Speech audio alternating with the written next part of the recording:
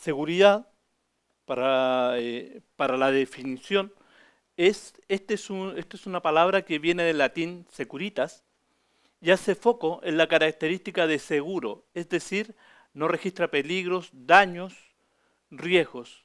Una cosa segura es una cosa cierta, que no tiene uno dudas de que va a funcionar.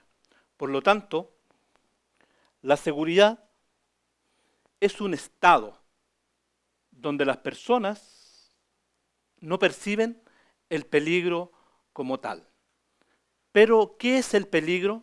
La definición de peligro es la siguiente: es una fuerza potencial contenida que al liberarse puede causar daño.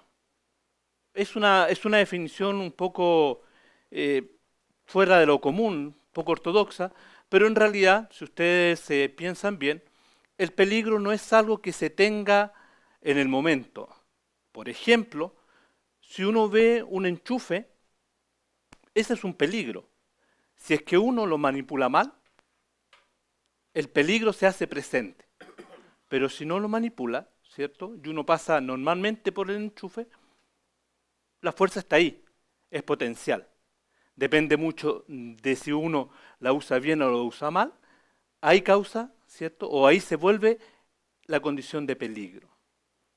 Ahora, entonces, ¿qué nosotros vemos o qué nosotros podemos calcular?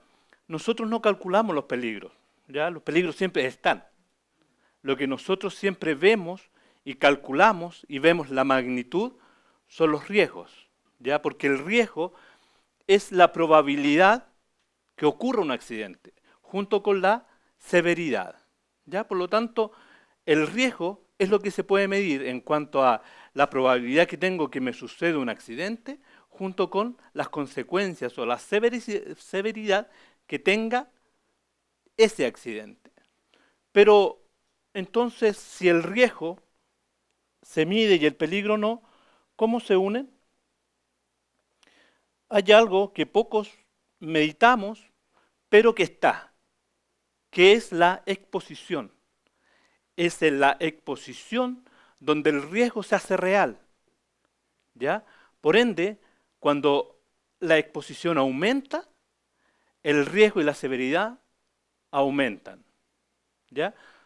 Eso se llama el triángulo del riesgo, ¿ya? O el área del riesgo, que a mayor exposición al peligro, mayor probabilidad que exista un accidente. Por lo tanto, la administración de los edificios vela por que no hayan riesgos, ¿ya? O la mitigación de los riesgos sea lo menos posible. De hecho, la profesión que yo estudié, prevención de riesgo, ¿cierto?, nos enseña que los peligros siempre van a estar.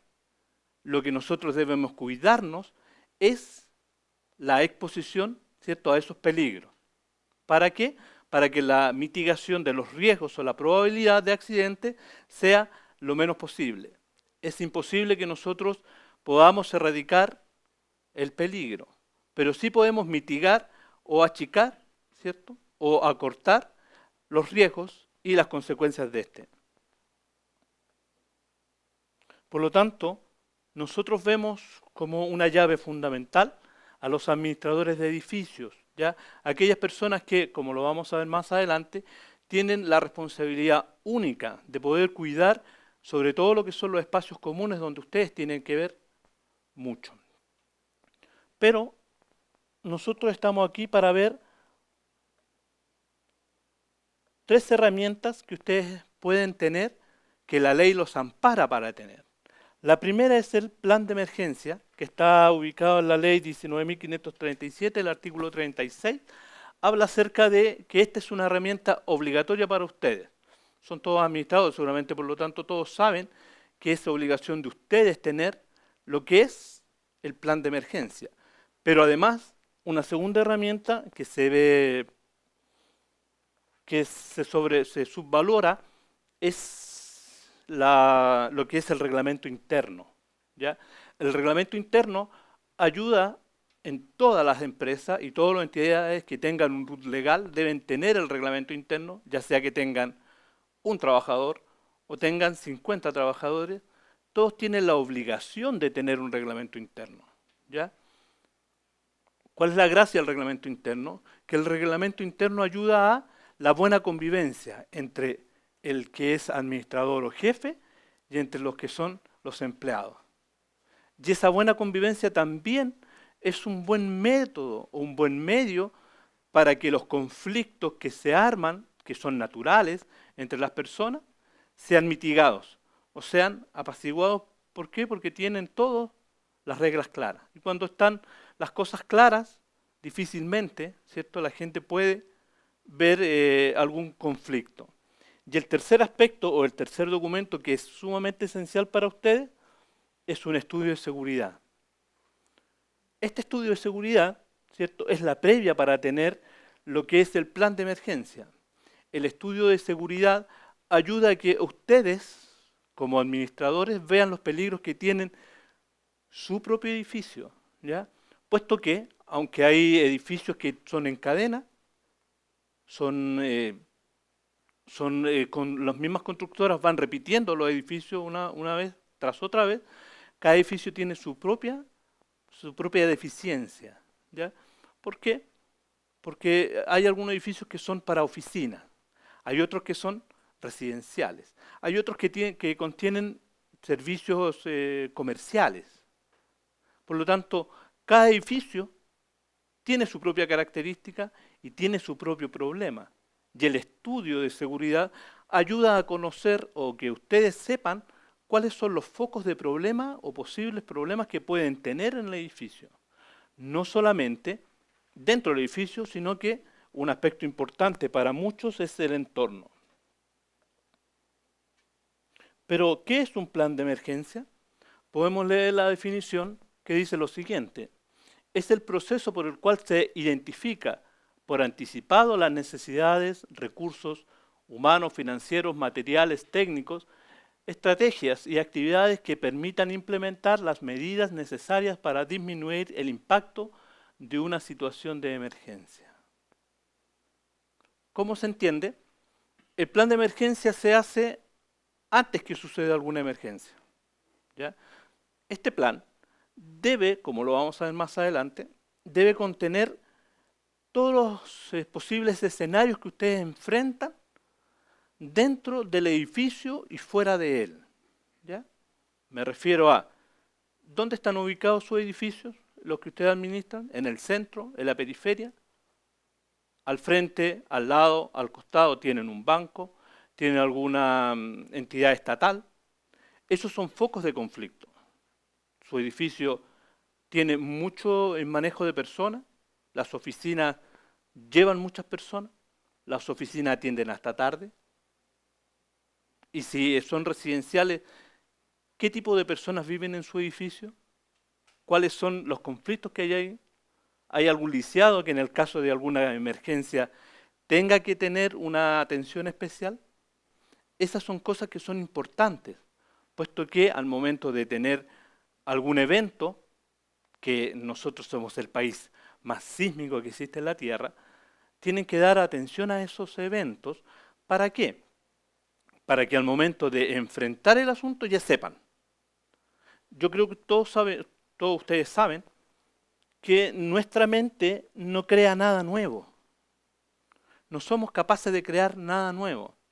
Lo que pasa, sobre todo en los momentos de emergencia, es que recurrimos al baúl que tenemos y las acciones que hemos hecho antes las volvemos a repetir.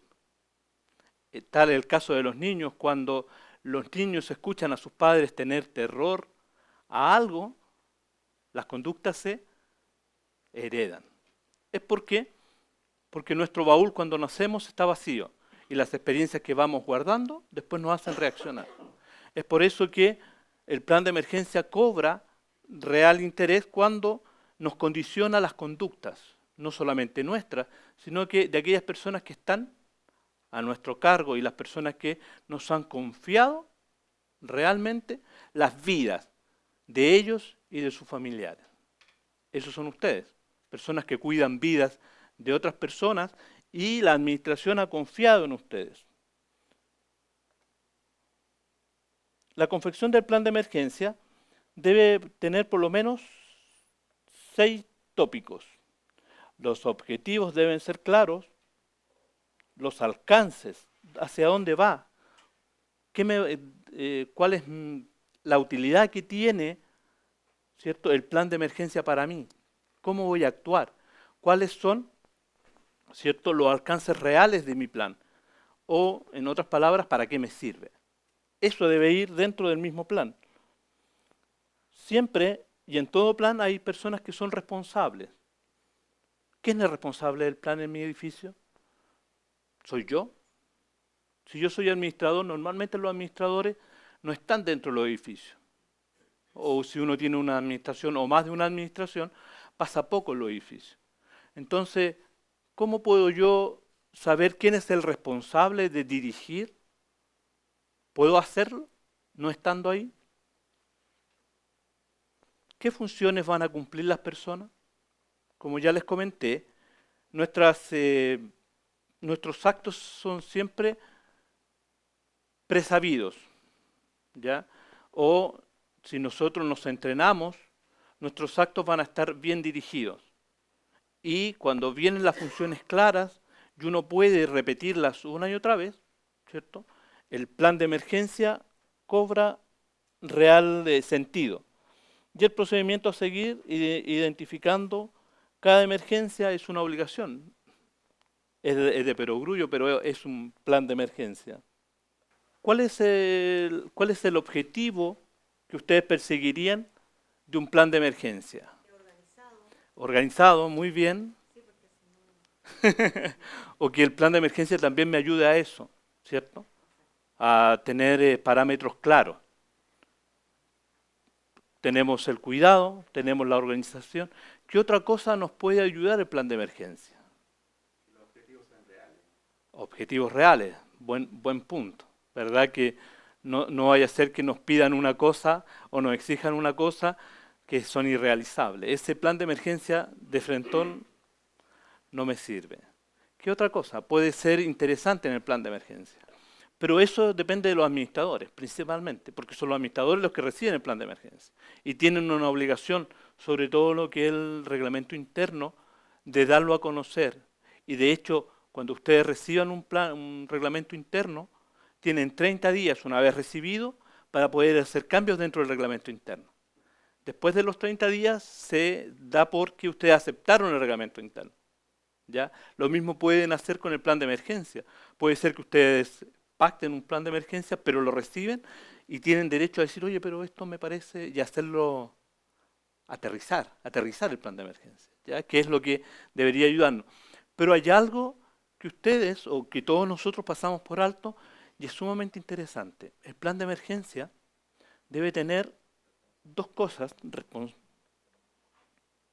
Bueno, el objetivo del plan de emergencia es proteger la integridad física, como usted muy bien dijo, de todas las personas que se encuentran en sus instalaciones, proteger sus bienes, pero también sirve para recuperar en el menor tiempo posible la normalidad de sus procesos, ¿ya? O sea, el plan de emergencia hace eso, que yo sepa cuáles son las consecuencias que voy a tener y pueda empezar desde el primer momento a trabajar en el plan de, no sé, sufrí algún accidente, ¿qué hago? Hay personas atrapadas en ¿qué hago? Se declaró un fuego, ¿qué voy a hacer? Eso es algo que la utilidad del plan de emergencia cobra realce, ¿ya? ¿Por qué? Porque muchas veces, como usted muy bien decía, muchas veces nos quedamos así como un pollito, como conejo cuando lo alumbran con una linterna, el conejo se paraliza. Y las personas cuando no tienen dirección clara, ¿cierto?, arrancan para cualquier lado. No sé si han visto a veces algunas personas que cuando tienen alguna emergencia lo primero que hacen es gritar y correr, ¿verdad? Eso es una actitud que uno puede y debe entrenarse antes de que pase. Y el plan de emergencia ayuda a eso. Pero hay otra cosa interesante, evitar daños a su imagen. Yo creo, ¿cierto?, como todas las cosas, que la administración de los edificios es un buen negocio. Y para muchos ha sido un buen negocio. Sigue siendo un buen negocio. Pero al momento de sopesar, ¿cierto?, en las catástrofes, ustedes pueden sacar dividendos claros en cuanto a la imagen no solamente de ustedes, sino que del edificio. Y eso puede ser punto a favor en el momento de, después cuando exista la posibilidad, ¿cierto?, de que otra empresa lo requiera a ustedes, van a tener un respaldo. Y van a poder decir, no, ¿sabéis qué? Yo te puedo evitar daños antes de que suceda. Que es un plus para ustedes. Imagínense para el edificio o para la administración que los contrata. O no solamente entre los vecinos. ¿Ya?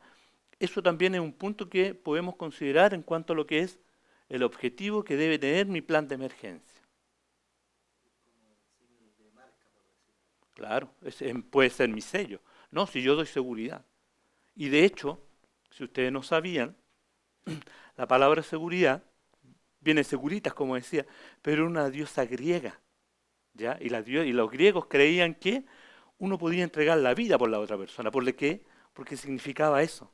Seguridad, tal confianza que yo te entrego mi confianza completa. ¿Ya? Seguridad también significa eso.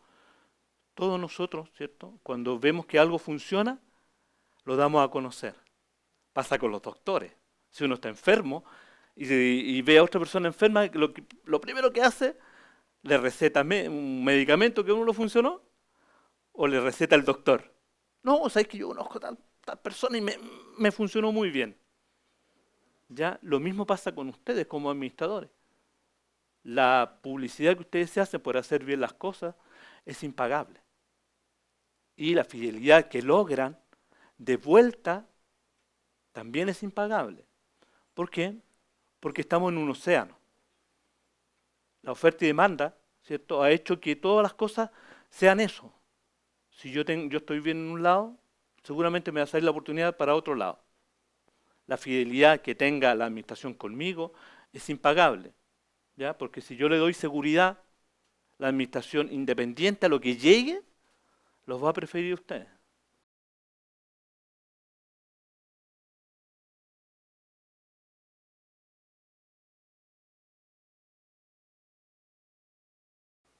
Y si no, ustedes saben cuáles son los productos que más han crecido en este tiempo de crisis. Las compras que más han crecido, o los artículos que más han crecido, ¿cierto?, que son bienes transables y no son de primera necesidad, son los artículos de lujo. ¿Ya? ¿Perdón? Artículos de lujo. ¿Ya? Autos, por ejemplo, autos caros, ropa cara.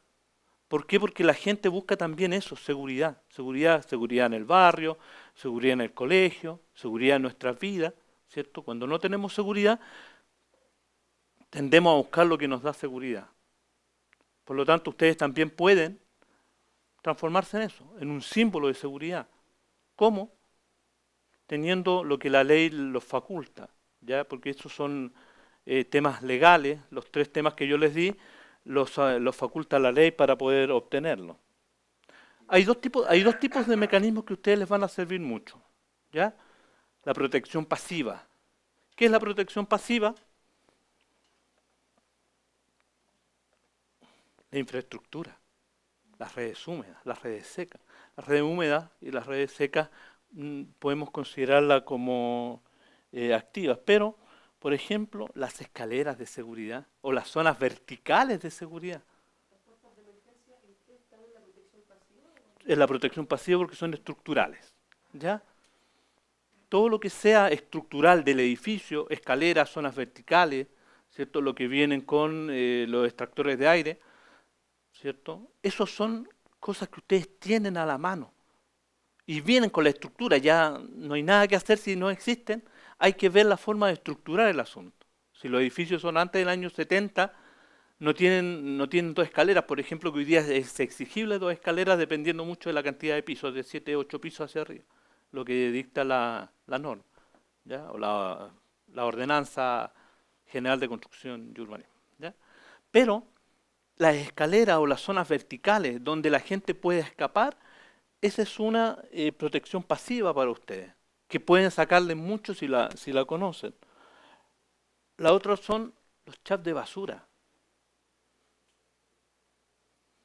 Sabía que iba a ser como... Los chaps de basura, según la ordenanza, tienen que tener una construcción que sea antifuego. ¿Ya? 120 minutos, 60 minutos, 120 minutos son. ¿Ya? Y eso constituye también para ustedes una fuente de protección pasiva y una fuente de peligro. Ajá. Pregunta, ¿dónde ustedes tienen más peligro actualmente en los edificios? Es aquí, en los chaps de basura. Toda la basura genera gases. Y los gases, sobre todo los que son residuos orgánicos, el resto de comida, genera metano.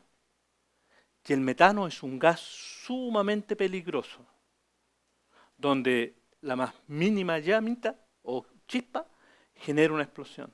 Ayer explotó un edificio en Santiago. Lo vi en las noticias, no recuerdo dónde. Viña. ¿Ya? Cuidado con eso entre ustedes. ¿Ya? Vean que los ductos de basura estén construidos ya bajo las normas. Si son en los años 70, hasta los años 80, no existía la norma que los obligaba. Los años 90 sí, y hoy día todos los edificios. ¿Ya? Pero estas son ayudas que ustedes deben conocer y deben saber que existen. Los ductos de gas y la construcción de los ductos de gas también son cosas importantes para ustedes. ¿Ya?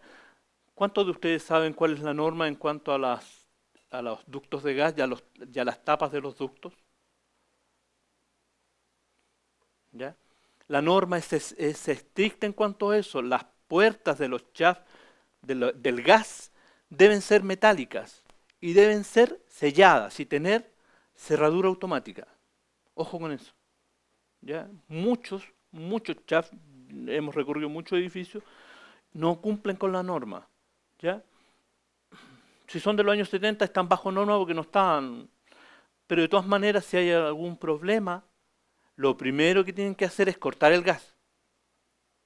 Por lo tanto, el ducto de gas, no sé, yo lo veo acá claro, pero ustedes acá no. Esta es una tapa de un ducto de gas y es metálica. Esa es la norma. Y si ustedes no tienen una tapa metálica, yo les recomiendo que forren el asunto y que lo hagan hermético. Y siempre con llave. Nunca sin llave. Por un asunto de seguridad. ¿Ya? Después, sí, por favor. Estas son las redes. Esa es la red seca, sí. ¿Ya? También es una protección pasiva. ¿Ya? ¿Ustedes saben quiénes son los únicos encargados en este país, en Chile, de poder certificar las redes secas? Bomberos. Son la única entidad legalmente autorizada para certificar esto. ¿Ya? Ninguno de nosotros, yo soy prevencionista, como ya se los mencioné, no estamos capacitados. Y lo último, ¿saben lo que es esto? Esta es la red inerte. ¿Ya? No se nota mucho, pero yo se lo menciono porque a mí me parece claro acá. La red inerte también es una muy buena fuente para ustedes de protección. La red inerte es una red que ocupa bomberos. ¿Ya? Una de las normas de protección es que si hay algún accidente, lo primero que tienen que hacer es cortar los suministros de gas y agua, o sea, de gas y luz, y agua también, pero gas y luz son lo fundamental. ¿Ya? Y dentro de las normas que hay, es obligación que el edificio quede sin esos servicios. ¿Por qué? Porque obviamente si hay un temblor fuerte, ¿cierto? O un problema mayor, los escapes de gas, lo vimos en Santiago hace poco, cuando destruyó casi todo un piso. ¿Ya? Esta red, la red inerte, es una red que lleva corriente a los pisos, pero Bomberos instala ¿cómo se llama? Un generador y electrifica esta red, que es independiente a la red que tiene el edificio, y lleva a los pisos, a los pisos, electricidad. Claro, que tiene bomberos. ¿Ya? Y la norma dice que puede ser cada piso un medio. Sobre los 16 pisos es obligación tener la red inerte, entre paréntesis, para ustedes. Sobre los 16 pisos es obligación contar con la red inerte. ¿Ya? También tenemos la red húmeda, que también es una muy buena fuente y esa también es responsabilidad de ustedes. Y ahora pasamos a la protección activa. ¿Qué significa activa? Significa que ustedes tienen directa relación con la red. ¿Ya? Como por ejemplo, ¿ustedes saben lo que es eso? Se dice emergencia, llave de agua, la llave lluvia. ¿Y dónde se instala? Correcto. Así es. La llave lluvia es una ducha en el fondo que se instala sobre el ducto de basura. ¿Ya? Y eso se debe abrir por lo menos una vez al mes. ¿Por qué? Porque eso limpia, pero no limpia de basura, principalmente limpia de gases. Eso disuade los gases que hay en el tubo. La abren una vez al mes y se aseguran que el tubo quede libre de gases, sobre todo lo que es metano. ¿Ya? Pero esta es una norma que hoy día aparece, antes no aparecía, y muchos edificios antiguos no la tienen. Pero ustedes fácilmente pueden tirar una manguera arriba, instalar una llave abajo y abrirla, como lo hizo un edificio en Rancagua. Es sumamente artesanal, pero que les funciona, ¿cierto? Y son una fuente buena de seguridad también. Una idea, ¿no? La red húmeda, ¿ya? ¿Por qué yo la puse en las activas y no en las pasivas? Porque para muchos edificios no es normal tener una red húmeda. Yo me topé con un edificio aquí en Santiago, no voy a nombrar el centro, en Monjitas, porque no viene al caso, pero no tenía red húmeda y lleva un edificio como de 20 pisos. La pregunta es, ¿qué pasó? Efectivamente, era del año 75 y ahí no existía la norma, por lo tanto me he encontrado con edificios que no tienen red húmeda y es obligación de la administración o de ustedes, ¿cierto? Lo básico es tener una manguera con agua para poder apagar el incendio. Ya, por eso yo la puse en la red activa, siendo obligación hoy día tenerla en la red de la protección pasiva. Las luces de emergencia. Ya la norma es clara en cuanto a desde qué cantidad de pisos hacia arriba deben tener luces de emergencia o qué tipos de edificios deben tenerlo. Pero ustedes pueden instalarlo. Este es un edificio que compró de esos tubos fluorescentes, o sea, de esos tubos LED largos, con un enchufe. Y todos los pisos tienen, sobre todo las escaleras de salida de emergencia, tienen instalado el edificio, un hotel en el fondo. Lo pegó en la pared y le puso un enchufe. ¿Ya? Es también obligación de ustedes tener lo que es las luces de emergencia. Hoy día vienen por norma, pero muchos no la cumplen la norma. Lo ven distinto, pero en caso de accidente y se corta la luz, esto salva vidas. ¿Ya? Los extintores. Esto es casi de perogrullo, pero muchos no le prestan atención a esto. ¿Saben ustedes cada cuánto tiempo hay que certificar los extintores? Perfecto. Al año. ¿Y cada cuánto tiempo tienen que hacer un curso de capacitación las personas que están en el edificio? Todos los años. Sí.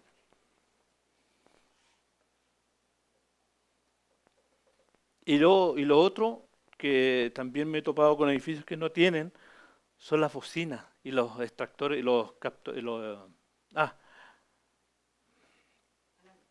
la alarma y los sensores de humo, ¿ya? Eso es sumamente importante y la norma es clara en cuanto al tipo de edificio que debe tenerlo, a los cuantos pisos deben tenerlo, ¿ya? Y eso es sumamente importante para ustedes. Si no está, hay edificios que tienen 5 o 6 pisos, que la norma dice que no es necesario. Pero ustedes no saben cuánto ayuda cuando sean Son dos tipos de alarma que pide la norma después de ciertos pisos. Que sean sonoras, o sea, que sean captores de humo, ¿ya? Y que sean sonoras, una bocina. ¿Ya? Este es un edificio en Rancagua, no encontró nada mejor que comprar de esas bocinas unas chicharras y ponerlas piso por medio. También se los menciono. ¿Ya? Son sumamente útiles las chicharras y los sensores de humo. Para ustedes como administradores puede ser, ¿cierto?, una buena fuente de información. Pero lo más importante es la protección activa, es la señalética. ¿Ya? Y algo más que sobrepasa todo lo más importante que hemos visto ahora, la señalética es sumamente importante, la norma es clara. Todas las puertas de emergencia tienen que estar señalizadas, independiente de la cantidad de pisos, todas. ¿Ya? Por lo tanto, la señalética para ustedes es un arma fundamental.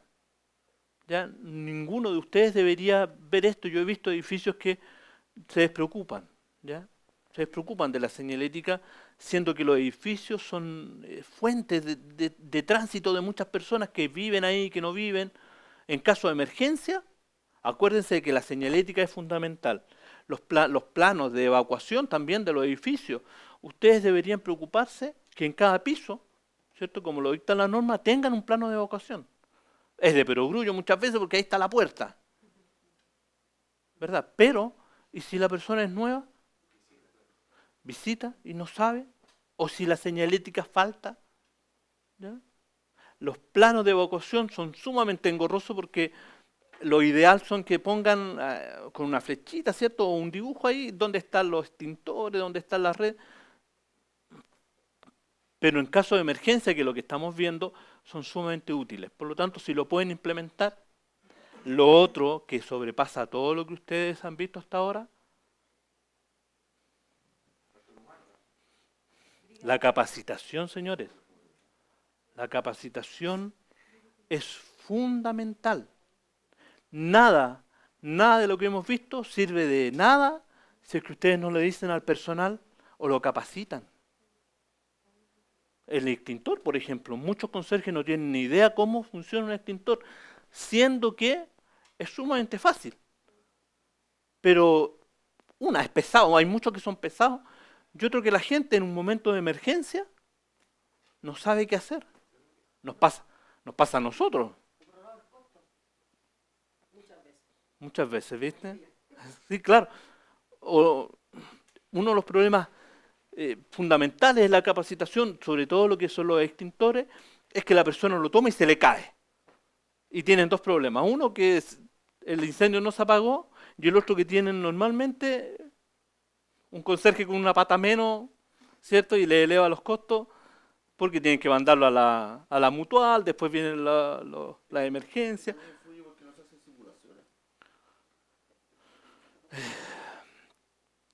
Tienes toda la razón.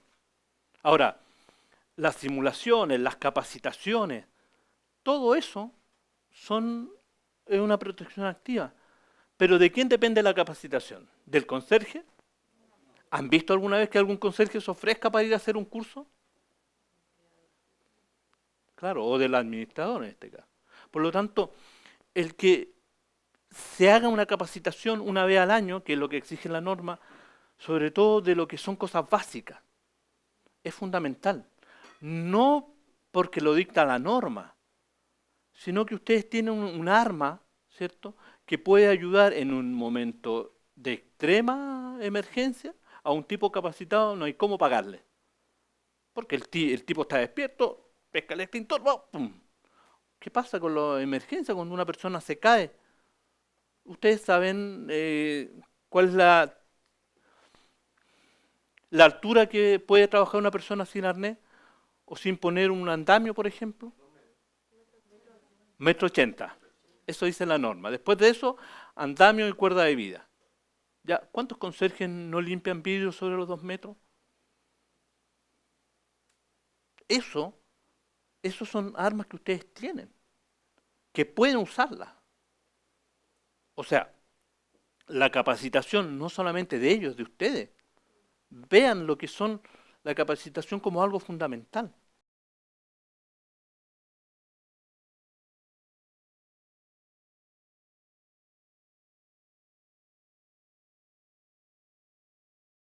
Esta no se ve muy bien, pero estas son dos bombas de agua, ¿ya? Que están en perfecto estado. Y estas son las bombas de agua. Sí, llenas de óxido. Son dos edificios distintos en realidad, ¿ya? Pero llenas de óxido, las llaves mal puestas. Esto, señores, créanme que en cualquier momento, y de hecho, las enfermedades profesionales las pagan ustedes, ¿ya? La mutual la pagan ustedes. Lleguemos a este punto. ¿Ustedes saben cómo funcionan las mutuales? ¿Cómo les cobran ustedes las mutuales? Correcto. ¿Por cuánto tiempo la pagan? Perdón, las mutuales cada tres, cada dos periodos, ¿cierto? Cada 2 años, lo evalúan a ustedes, ¿ya? Y ven la capacidad que han tenido, si han tenido accidentes o no han tenido accidentes, pero también evalúan si han hecho las capacitaciones, si tienen el reglamento interno. Eso lleva a que ustedes les cobren una cantidad. Cada 2 años pagan un 1% obligatorio de la renta bruta de cada trabajador, más una tasa extra si es que ustedes no cumplen con la norma, el reglamento interno, si han tenido muchos accidentes, eso le eleva la tasa a pagar cada 3 años. Por lo tanto, 3 años van a estar pagando algo que pudieron haberlo previsto antes. Es un dato también con mucho cariño. Lo que son, este es una rehúmeda en orden, ¿ya? Y este es un shaft donde está la manguera, era más que un nudo, en realidad a mí me llamó mucho la atención, 16 pisos. El piso número 15, uno abría el y encontró extintor por allá, sin la norma, basura por acá y la manguera desenrollada. Normalmente pasa en un piso, piso 14, piso 13, piso 12, ya al 10 no dejamos de ver si cumplía o no la norma. Pero eso también es parte de las actividades que ustedes tienen que ver por obligación. La norma, la mejor norma que ustedes pueden cumplir es el orden dentro del mismo edificio, independiente si es antiguo, si es nuevo, si es de 150 pisos, si son 2 pisos. Si ustedes se preocupan de repente solamente del libro que tienen, ¿cierto? Porque en todas las conserjerías hay un libro de acta, ¿verdad? Ese libro no se llena solo. Los únicos responsables que ese libro se llene son ustedes. Entre los conserjes normalmente hay conflicto. Que este dijo que los turnos. Correcto. Y uno como administrador a veces no los pesca. El libro de la bitácora diaria, el libro de acontecimientos, ese es una salida, es una llave que tienen. Ojo con eso. Si ustedes exigen, no lo vean, no lo abran, o sea, ábranlo y pónganle una mosquita, no lo lean. Pero si ustedes acostumbran a los conserjes a llenarlo y ustedes lo exigen diariamente, acuérdense, los conflictos van a bajar.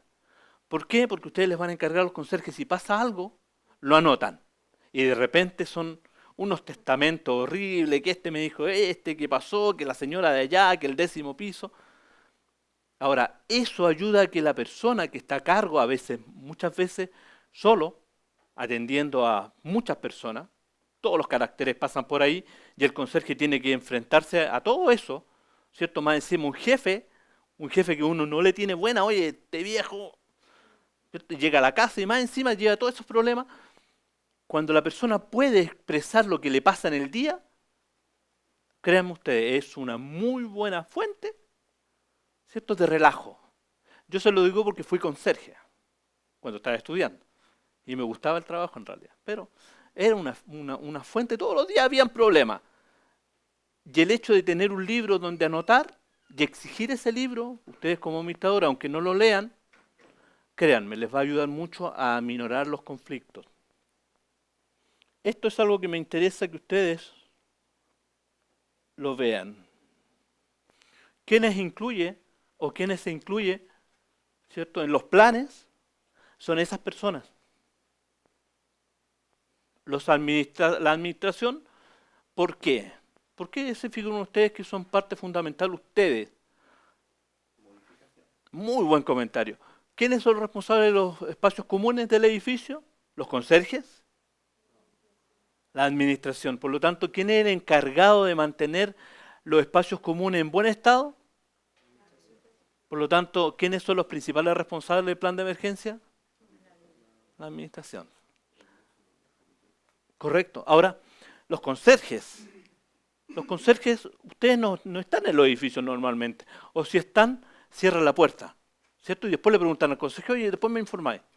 Los conserjes son los ojos y oídos que tienen ustedes. Si pasa algún problema, el conserje es el que más sabe. Si tiene algún conflicto, el conserje es el que sabe. Si hay algún problema, el conserje es el que se hace cargo. Por favor, no ustedes, porque ustedes no están todo el tiempo en el edificio. El consejo, con mucho cariño en realidad, es que incluyan al conserje.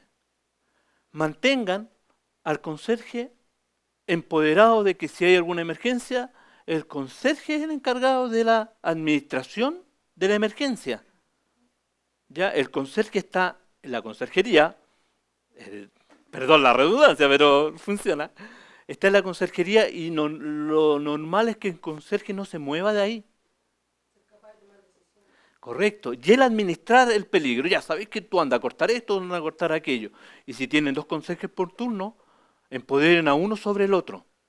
Uno manda y el otro obedece. Pero son ustedes los que pueden hacer eso. El conserje de por sí no va a querer. Pero si ustedes le explican, ¿cierto? Y ustedes siguen las reglas, ¿ya? El conserje lo va a hacer feliz.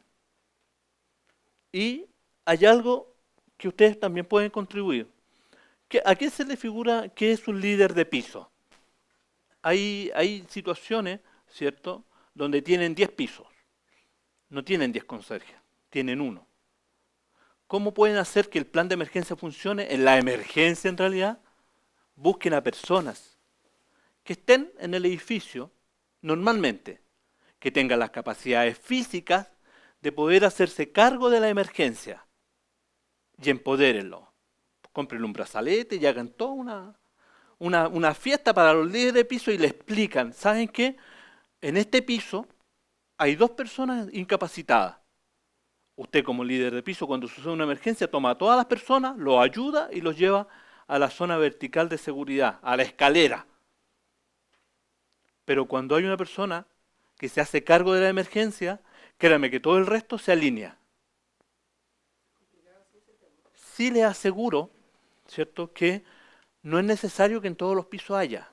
Busquen, siempre va a haber una persona en los pisos que sea aquella persona que pueda hacerse cargo. No todos. De 150 personas van a haber 10. Pero que en un piso 15, ¿cierto?, y tenéis 2 pisos que no haya gente, esa persona lo arrastra. Sobre todo los pisos mayores, les recomiendo que hagan el ejercicio de buscar a aquellas personas que se llevan bien con la administración o que son jóvenes. Los jóvenes normalmente están asiduos, sobre todo si son profesionales jóvenes. Esas personas busquen. Los jóvenes con capacidad, ¿cierto?, de poder poner paños fríos en una situación de emergencia. Ahora, no funciona si uno lo ve si le quita perfil. Denle el perfil necesario, búsquenlo. Hagan una reunión, hagan una oncecita y les explican el plan de emergencia. ¿Saben qué? Tengo esta misión para ustedes. Misión, encargo. Y les explican que en ciertas circunstancias vamos a necesitar que ellos guíen a las personas a las zonas verticales de seguridad. ¿Ya? Estoy seguro que sí, tienes toda la razón, no es fácil. Pero tampoco, ¿cierto?, es imposible. Y siempre hay. ¿Ya? Siempre busquen a aquellas personas que puedan hacerse cargo en el piso de alguna emergencia. Y intrúyanlo, empodérenlo. Cómprenle unos brazaletes, hagan una fiesta, pongan la foto en el... Busquen formas de hacer que la persona se sienta motivada a cooperar. Pero ojo, que la compensación es un arma de doble filo. Porque después, efectivamente, si compensas a alguien, va a venir otro y va a querer exactamente lo mismo. Va a querer hacer la constitución de nuevo. Correcto, correcto. O sea, si ustedes empoderan a alguien, háganlo con la idea de que no va a haber pago, sí una recompensa. Y la recompensa mejor que pueden darle es el reconocimiento público que ellos están ayudando. Acuérdense, ya la gente, perdón, y esta es una experiencia personal, todos nosotros normalmente no trabajamos por dinero. Ellos tampoco. ¿Por qué digo esto? Porque si una persona encuentra un trabajo que lo traten mejor al mismo sueldo, haciendo lo mismo, lo primero que hace es cambiarse. Lo primero. Y muchas personas trabajan ganando menos, pero teniendo un buen ambiente. Por lo tanto, un líder de piso no es necesario que les paguen. Sí deben tener la capacidad ustedes de saber que la gente trabaja cuando se le motiva. Y la mejor motivación es un reconocimiento público. Como sugerencia, ¿no? ¿Ya? Y creemos esto nosotros, también Learning Group lo cree, que existe al menos un rincón del universo que con toda seguridad pueden mejorar. Y eres tú mismo. Ustedes son los que mejor pueden mejorarse a sí mismos y pueden mejorar su entorno. Y ustedes que tienen una capacidad y un poder de hacerlo, háganlo.